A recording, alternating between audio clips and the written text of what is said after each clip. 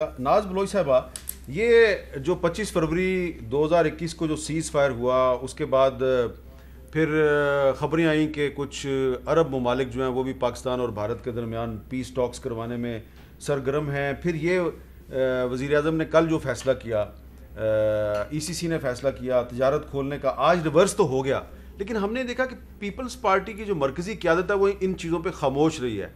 तो क्या आप समझते थे कि इमरान खान साहब की हुकूमत सही कर रही है? बिस्मिल्लाहिर्रहमानिर्रहीम। देखिए, हमने तो डे वन से कहा और हमारे पार्टी के लीडर ने तो डे वन से ही उनको सिलेक्टेड का नाम दिया और उसके बाद बार बार इनकी हर गलती के ऊपर पार्लियामेंट में बिलावल भुट्टो साहब ने आवाज़ भी उठाई और हम उठाते रहे हैं आवाज़ हमेशा।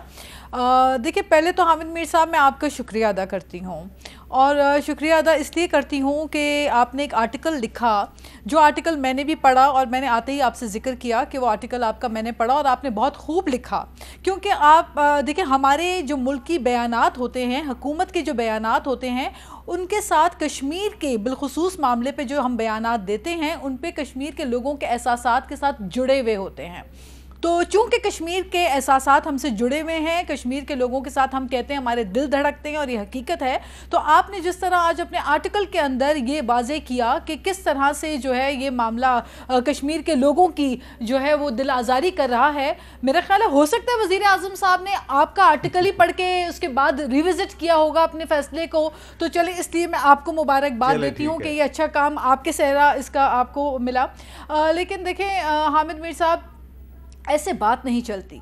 सिर्फ श्रीनगर हाईवे बना लेने से और ये कह देने से कि जी आधा घंटा जो है आप जुम्मे के दिन निकल के बाहर एहतजाज करें, सड़कों पे खड़े हो जाएं और फिर एक टाइमर लगा दें कि इतने घंटे, इतने साल, इतने मिनट से जो है रिवोक हुआ है। आर्टिकल 370 तो अभी भी रिवोक हुआ है। क्या उन्होंने अपने फैसले वापस लिए? क्या भारत ने अपनी जेलों में जिस तरह कश्मीरी लोगों को स्टफ करके भर के अपनी जेलें भरी हुई हैं, क्या वहाँ पे हमने देखा भारत को एक कदम पीछे हटते हुए? तो मामला ये है कि जब वहाँ से एक स्टेप वो पीछे नहीं हट रहे, जब उनकी जो फैशिस्ट सोच है, आज भी मोदी फैशिस्ट है, आज भी मोदी की सोच वही फैशिस्ट सोच है। तो वज़ीर आज़म साहब, कहीं वो जो एक ट्वीट आई थी मोदी की, उसके बाद तो नहीं इतना नरम लहजा हो गया कि वो उन्होंने तबीयत पूछी थी? देखिए, जो ये इंटरनेशनल रिलेशंस होते हैं, जो खारजी मामलात होते हैं, इसके ऊपर बहुत सोच विचार के फैसले होते हैं, यहाँ पे यूटर्न नहीं काबिल कबूल होते।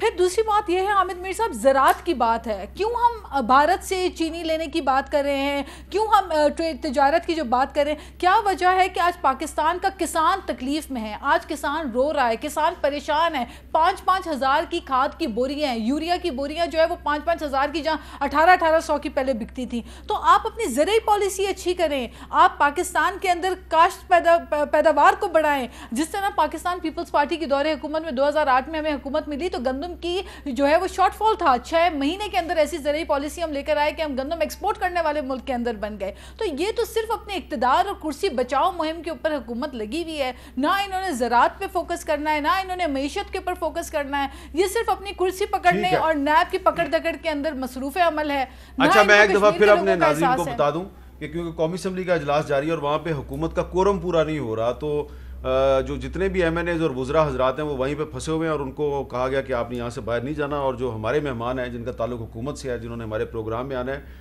उन्होंने भी यही मैसेज भेजा कि कोरम का मसला है, इसलिए मैं फंसा हूँ, तो मुझे ज़रा देर हो जाएगी।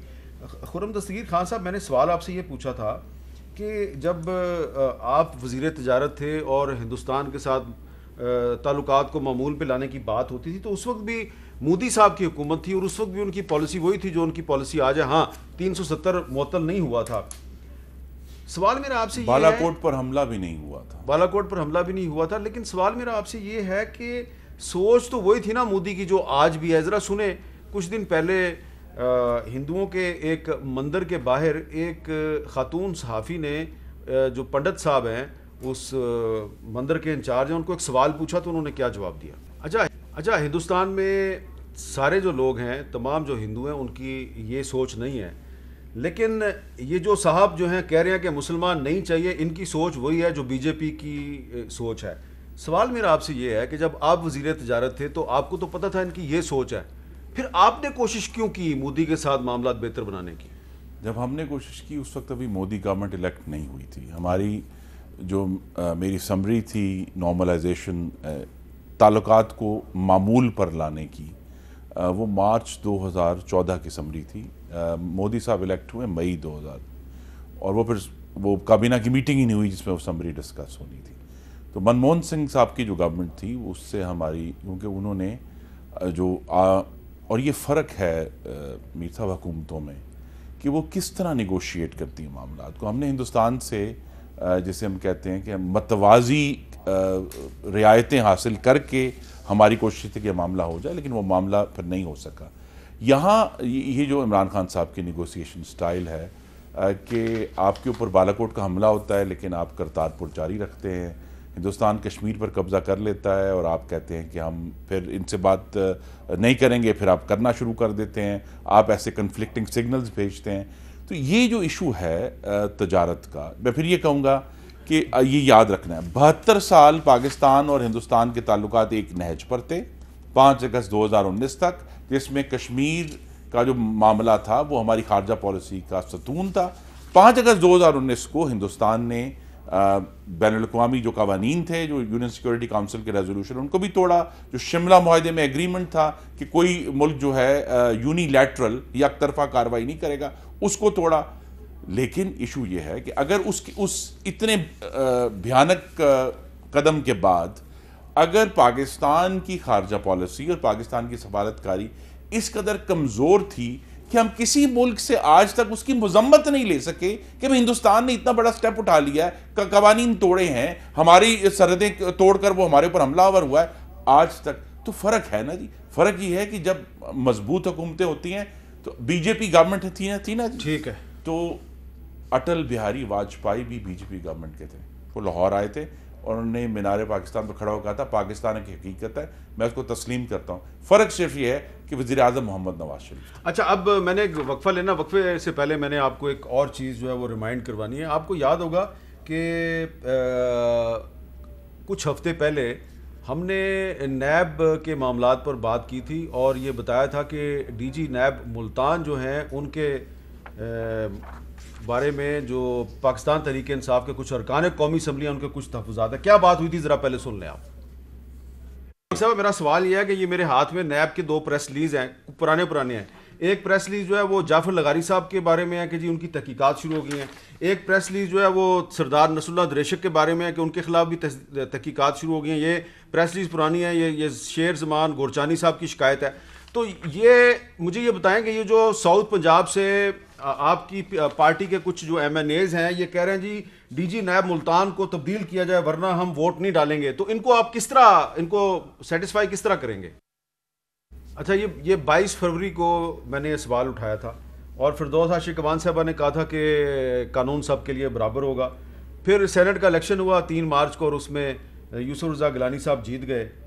اب اس کے بعد پھر چیئرمین سینٹ کا الیکشن ہوا، اس میں یوسف رضا گیلانی صاحب ہار گئے. اس کے بعد 19 مارچ کو نیب کا جو ملتان آفس ہے اس نے یہ بتایا ہے کہ سردار جعفر خان لغاری صاحب جو ہیں ان کے خلاف ایک نئی انکوائری شروع ہو گئی ہے. اور انکوائری شروع ہوئی ہے جی ان پر بہت سنگین نوعیت کے الزامات ہیں جن کی میں تفصیل میں نہیں جانا چاہتا کیونکہ یہ لیٹر جو ہے یہ سیکرٹ نوعیت کا ہے. اور جب یہ ان کے خلاف انکوائری شروع 19 مارچ کو اس کے بارے میں کارروائی شروع ہو گئی اور یہ کہا گیا کہ 26 مارچ تک اس کو مکمل کیا جائے گا. تو اس کے بعد 31 مارچ کو یعنی کہ کل نیب کے جو ڈی جی ہیں ملتان کے competent authority has been pleased to approve posting of transfer of mister Atiq ur Rahman director general NAB Multan in his own pay and scale two director general A&B NAB headquarter Islamabad. تو یہ معاملہ میں نے 22 فروری کو آپ کو بتایا تھا کہ پی ٹی آئی کے کچھ ایم این ایز جو ہیں وہ ڈی جی نیب سے خوش نہیں ہیں، وہ چاہتے ہیں کہ ٹرانسفر ہو جائے. اس وقت ٹرانسفر نہیں ہوئی لیکن کل ڈی جی نیب ملتان کی ٹرانسفر ہو گئی ہے. بتانا آپ کو صرف یہ تھا کہ پاکستان تحریک انصاف کے ایم این ایز اتنے طاقتور ہیں کہ نیب کے ایک ڈی جی کی بھی ٹرانسفر کروا سکتے ہیں. تمام کاغذات میرے پاس موجود ہیں. نیب کے ذرائع سے ہم نے رابطہ قائم کرنے کی کوشش کی، ان کا موقف لینے کی کوشش کی، اس میں ہم کامیاب آزاد ادارہ نہیں تھا جی. نیب تو خود مختار اور آزاد ادارہ. بہرحال میرا کام ہے بطور صحافی لوگوں کو بتانا کہ نیب میں کیا ہو رہا ہے. میں نے حکومت تو کہتی ہے کہ ہمارا نیب کے اوپر کوئی اثر نہیں ہے, سارے کیسز جو ہیں نیب خود ہی کام کر رہا ہے. ہم نیب پر بہت تنقید کرتے ہیں, لیکن نیب میں کچھ افسران ایسے موجود ہیں کہ جب وہ حکومت کی شخصیات اور حکومت کے ایم این ایز کی انکوائری شروع کرتے ہیں تو حکومت پر پریشر ڈال کے ان افسران کی ٹرانسفر کروا دی جاتی ہے. ایسا نہیں ہونا چاہیے.